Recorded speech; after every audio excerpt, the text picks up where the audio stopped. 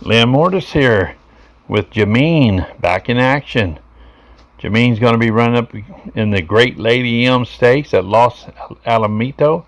I think it used to be called a Gleam Handicap over in Hollywood before they went out of business. This is going to be a grade 2 for 3-year-olds and up, fillies and mares, 6.5 furlongs. Bob Baffer's Gamine. Last out, Gamine was in a Derby City Distaff on Derby Day 2021. Gamine did look good in the race. She ran a real good race. Struggled a little bit as far as competition was staying right with her, and it looked like she might be in a little bit of trouble coming around the top of the stretch. She did put it on him at the end and won strong. I think right at 2 lengths, but she struggled more than I thought she would against those horses. Gamine is sired by Into Mischief. I brag on Into Mischief all the time. Can't hardly beat him. Harlan Holiday was a grandsire. Just a real tough lineage. She's won every race she ran except that mile and 1/8 against She Dares the Devil and Swiss Skydiver. You know, those are pretty tough horses. But what really beat her in that race was that mile and 1/8. She's hard to beat in a short distance. That's the longest he's ever tried, or she's ever tried, and that's a mile and 1/8 is a long race. And Jamine's a multiple grade 1 winner. I would say Gamine could run against the boys.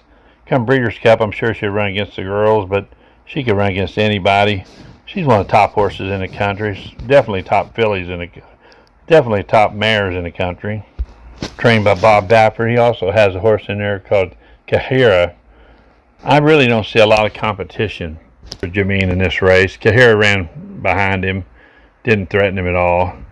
Other than that, I really don't see it. But of course, Mystic Guide lost yesterday, and I thought he'd win easily. I still think Mystic Guide messed up when he went in running it, tried to make a move on the rail.